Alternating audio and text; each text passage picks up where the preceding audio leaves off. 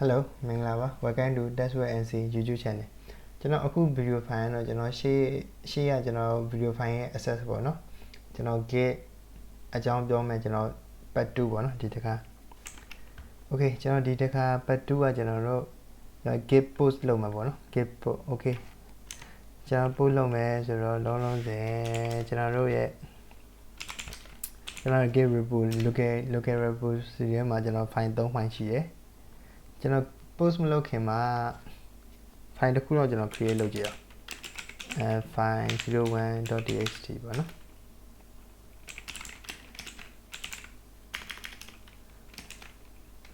hi welcome to that way see ပေါ့နော်ဒီကောင်လေးကိုကျွန်တော် 01.txt okay ကျွန်တော် git status ခေါ်ကြည့်မယ်ကျွန်တော် file 01 untrack မလုပ်ရသေးဘူး untrack ဖြစ်နေတယ် okay git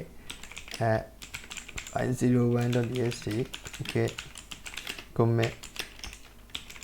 file 01.txt okay git commit ပြီ okay ကျွန်တော်အဲ့ဒါ git post လုပ်ချင်တယ်ဆိုရင်ကျွန်တော် git usa post ပေါ့နော် git post လုပ်ရမှာပဲအဲ့လို git post လုပ်လိုက်တဲ့နဲ့ကျွန်တော်တို့ရဲ့ဒီ local repository ထဲမှာရှိတဲ့ကျွန်တော်တို့ရဲ့ဒီ file တွေကကျွန်တော် GitHub မှာရှိတဲ့ကျွန်တော်တို့ရဲ့ဒီ repository ကိုသူရောက်သွားဖြစ်ပါတယ် file 0ပဲကျွန်တော်ဒီရန်ကကျွန်တော်တခြားအဆင့်တွေလောက်အောင်ပါပေါ့နော်ကျွန်တော်တို့ရဲ့ local repository ကနေပြီးတော့ကျွန်တော် GitHub ထဲမှာသွားပြီးတော့ post လုပ်တဲ့အချိန်ကျကျွန်တော်တို့SSH key ရောကျွန်တော်ထည့်ဖို့လိုပါမယ် SSH key ထည့်မယ်ပြီးကြရင်တော့ကျွန်တော် GitHub account create လုပ်တာ GitHub account ဘယ်လို create လုပ်တာလဲ GitHub account မှာကျွန်တော်တို့ SSH key ဘယ်လိုထည့်ရလဲဆိုတော့ကျွန်တော် video file တစ်ခုလောက်ထားရှိပါတယ်အဲ့ video file လေးကိုကျွန်တော်ဒီ description မှာကျွန်တော်ထည့်ပေးပါမယ်အဲ့မှာသွားပြီးတော့အရင်ဆုံးသွားကြည့်ပြီးမှကျွန်တော် GitHub account create လုပ် GitHub account create လုပ်ပြီးကျွန်တော် SSH key ထည့်ပြီးကကျွန်တော်ဒီ git post ဆိုတဲ့ဟာလေးကို post လုပ်လို့ရမှာဖြစ်ပါတယ်ကျွန်တော်ကအဲ့ဒီပိုင်းကလောက်ထားပြီးသားမို့လို့ကျွန်တော်အခု video file မှာကျွန်တော်အဲ့ဒီပိုင်းကိုကျွန်တော်ကြော်သွားတာဖြစ်ပါတယ်မိတ်ဆွေတို့ကအရင်ဆုံးအဲ့ video file လေးကိုကြည့်ပြီးမှဒီဟာကိုကျွန်တော်ဆန်းပြီးလုပ်လို့ရမှာဖြစ်ပါတယ်အဲ့ video file လေးကိုအရင်ဆုံးတွားပြီးကြည့်ပါဟိုကျွန်တော် git post လုပ်တာကျွန်တော်တို့ရဲ့ local repository ရရှိတဲ့ကောင်တွေကိုကျွန်တော်တို့ remote repository ကိုသွားထည့်ရဖြစ်ပါတယ်ကျွန်တော်အဲ့လို git post နဲ့သွားထည့်ရဖြစ်ပါတယ်okay နောက်ထပ် git pool ပေါ့နော် git pool ကကြောင့်ကျွန်တော်တို့ရဲ့ remote repository GitHub ထဲမှာရှိတဲ့ကောင်တွေကိုကျွန်တော်တို့ရဲ့ local repository ကိုကျွန်တော်ဆွဲချဖြစ်ပါတယ် okay အဲ့ဆိုရင်လောလောဆယ်ကျွန်တော်ရဲ့GitHub ကောင်ထဲမှာကျွန်တော် landing git ဆိုတဲ့ repository ထဲမှာ file 4 file ရှိတယ်ကျွန်တော်ရဲ့ local repository ထဲမှာလည်း file 4 file ရှိတယ် okay ကျွန်တော်အဲ့ဆိုရင်ကျွန်တော်ဒီ remote repository ထဲမှာကျွန်တော် file တစ်ခုကျွန်တော် create လုပ်လိုက်မယ်file 02ပေါ့နော် 02.txt ကျွန်တော် file create လုပ်လိုက်မယ်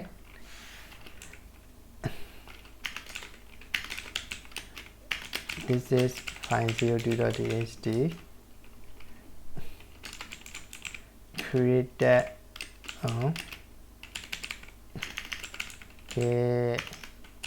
github.com okay ကျွန်တော်ဒီလောက်ပဲ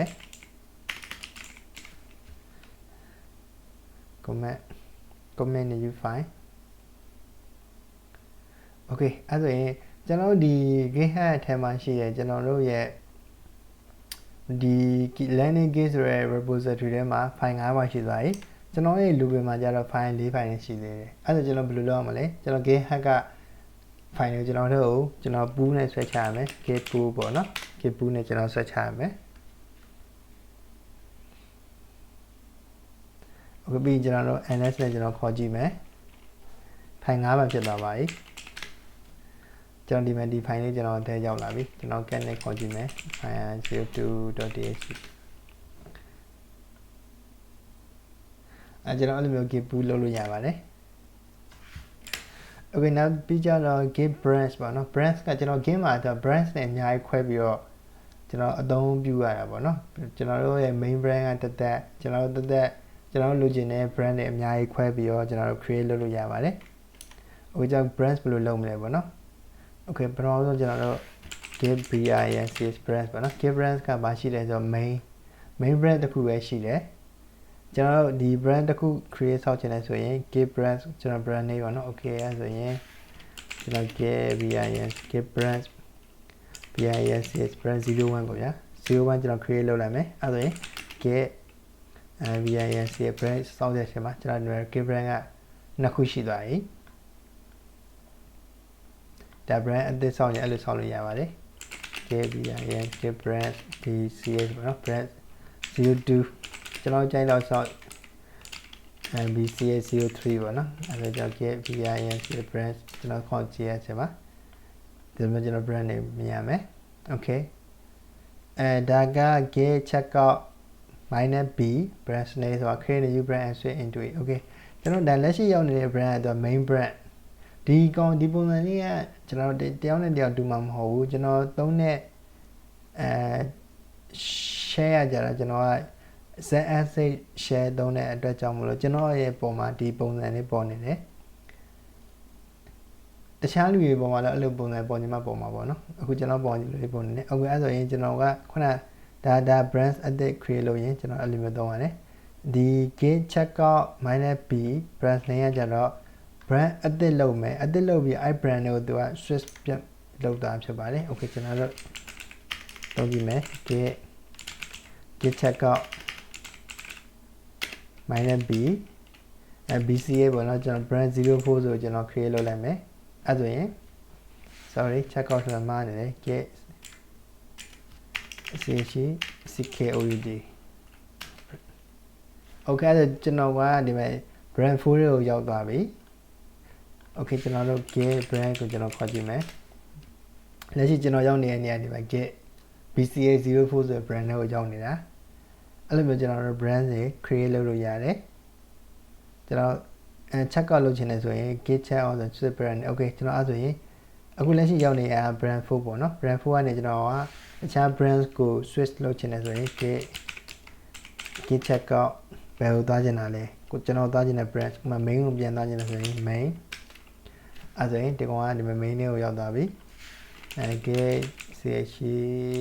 git check out bca 02ဆိုရင်03ဆိုရင်လည်း03ကိုရောက်မယ်git check out brands brand 01ဆိုတယ် brand 01နဲ့ရောက်တာမှာgit check out main ဆိုတဲ့ main ကိုရောက်တာမယ်ကျွန်တော်အဲ့လိုမျိုးကျွန်တော် brand တွေကိုကျွန်တော်တို့အကူပြောင်း switch လုပ်လို့ရတယ်ဖြတ်ချင်တယ်ဆိုရင် -d ပေါ့နော် git brand d okay ကျွန်တော်ဖြတ်ကြည့်အောင် git brand -d delete ဘယ်ကောင်ဖြတ်ချင်တာလဲbranch brand 01ကိုကျွန်တော်ဖြတ်မယ်အဲ့ဆိုရင်01ပြတ်သွားပြီ git git brand ဘယ်ကောင်ဘယ် brand နေရှိသလဲခုန01မရှိတော့ဘူး okay ကျွန်တော်ဒါဆိုရင်ကျွန်တော်တို့နောက်ထပ်နှစ်ခုဖြတ်ကြည့်အောင် git brand -d bca brand ကိုဖြတ်မယ်02ကိုဖြတ်မယ်03ရောဖြတ်မယ် okay အဲ့ဆိုရင်04ပဲကျန်တော့မယ် git brands main brand ရဲ့ bca 04ရဲ့ဆိုတဲ့ brand နှစ်ခုပဲကျန်တော့တယ် okay ကျွန်တော်အဲ့လိုမျိုး brand တွေကျွန်တော် create လုပ်လို့ရတယ် list လုပ်လို့ရတယ်ဖြတ်လို့ရတယ်ပေါ့နော် okay နောက်တစ်ခုက git mask ဆိုတာကျွန်တော် brand တွေအများကြီးခွဲထားရကြအဲ့ brand တွေအများကြီးတော့မှသူကထပ် brand တွေပေါင်းတာပေါ့နော် brand တွေပေါင်းတာ okay brand တွေဘယ်လိုပေါင်းလို့ရမလဲဆိုတော့အခုကျွန်တော် main brand ရောက်နေတယ်ဗျာကျွန်တော်လက်ရှိကျွန်တော် main brand မှာကျွန်တော်ရဲ့ main brand တွေမှာဘာရှိလဲဆိုတော့ကျွန်တော် ns နဲ့ n နဲ့ကျွန်တော်ခေါ်ကြည့်လိုက်မယ်ဒါ working directory เนาะ okay ကျွန်တော်တို့ခဏနောက်ထပ် brand တစ်ခုခုန bca brand 04ဆိုတဲ့ brand တစ်ခုရှိတယ် git check or bca 04ဆိုတဲ့ brand နဲ့ကျွန်တော်ဝင်သွားပြီအဲ့ဒါမှကျွန်တော် file တစ်ခု create လုပ်လိုက်မယ် file file name က file name က file 441 ဆိုတဲ့ file name ကျွန်တော်ပေးမယ်ဗျာ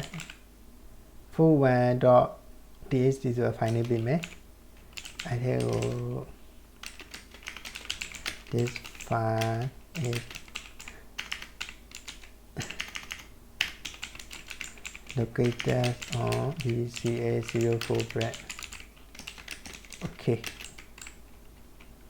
file 401.txt get အဲ့လိုပြရမယ် file 401.txt get commit edit file 401.txt file get save that okay and let's go ခေါ်ကြည့်မယ် and let's find it ဒီကောင် working directory ကတော့ရှိနေမှာပဲ okay ကျွန်တော်ကြည့်ကြအောင်ဒါကကျွန်တော်တို့ BCA spread BCA04 ဆိုတဲ့ brand ထဲမှာဒီ file နဲ့ရှိတယ် okay get check out main ရှိလားကြည့်ကြအောင်မရှိတော့ကျွန်တော် main brand ထဲမှာကျွန်တော်တို့ကခုန file လေးမရှိတော့ဘူးဒီ file 401.txt ဆိုတဲ့ file လေးမရှိတော့ဘူးကျွန်တော် main ထဲမှာကဒီ file လေးပဲရှိတယ်ကျွန်တော်ဒီ brand BCA04 ဆိုတဲ့ brand ထဲမှာကျတော့ဒီ file ရှိတယ်5 file ရှိမယ်6 file ရှိမယ်ပေါ့နော်ဒီ file လေးမရှိတော့ဘူး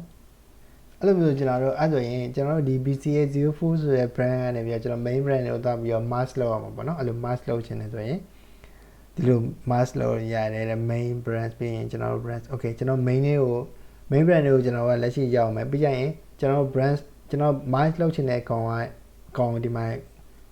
ရိုက်ထည့်ရမယ်ပေါ့နော်ဒီပုံစံဆို game brand 01ဆိုရင်ဒီ brand 01နဲ့ကကောင်ကို main ကိုပေါင်းထည့်လိုက်တဲ့သဘော okay အဲ့ဆိုရင်ကျွန်တော်တို့လက်ရှိဒီထဲမှာလက်ရှိကျွန်တော်ဒီထဲမှာ file 401.txt ဆို file မရှိတော့ဘူးကျွန်တော် mask လုပ်ကြည့်လိုက်မယ် get merg မှာ BCA04 ဆိုတဲ့ဟာကိုကျွန်တော် mask လုပ်မယ် okay အဲ့ဒါသူက file တစ် file ပေါင်းထည့်သွားတာ file တစ် file ပေါင်းထည့်သွားပြီ okay အဲ့ဒါဆိုကျွန်တော်တို့ပြန်ခေါ်ကြည့်မယ်ရှိသလားဒီမှာရောက်လာပြီ file 04ဆိုတဲ့ဟာလေးရောက်လာပြီကျွန်တော်အဲ့လိုမျိုးကျွန်တော် file တွေကို mask လုပ်လို့ရပါတယ် okay ကျွန်တော်နောက်ထပ်တစ်ခုတော့ကျွန်တော်ပြမယ် okay ကျွန်တော် branch တစ်ခု ch brand sorry ကျွန်တော်တစ်ခါလေး brand create မလုပ်တော့ဘူး ck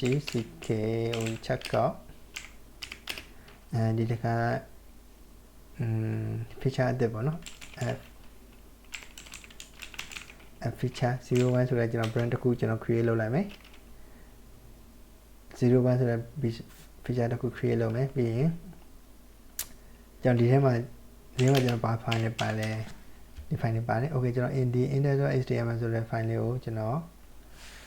feature အသစ်ကျွန်တော်ထည့်လိုက်မယ်ပေါ့ဗျာ cod go and index.html ကျွန်တော်ဒီ file ထဲမှာကျွန်တော် feature တစ်ခုပေါ့နော် feature တစ်ခုကဘာဖြစ်မလဲ button ပဲကျွန်တော်ထည့်လိုက်မယ်ဗျာ code တွေကမရဘူးကိုကြားတဲ့ code လေးပဲကိုနားလေ code လေးပဲထည့်မယ် button ထည့်မယ်button BUTD01 ဆိုတဲ့ button လေးကျွန်တော်ထည့်မယ် okay okay ပြီးရင်ကျွန်တော်တို့ဒီကောင် git status နဲ့ခေါ်ကြည့် icon modify ဖြစ်နေပြီလားအဲ့ဒါကျွန်တော် git add နဲ့ကျွန်တော် icon ကျွန်တော်ပေါင်းထည့်မယ်ပြီးရင် command နဲ့ icon ဘာလုပ်မလဲဆိုတော့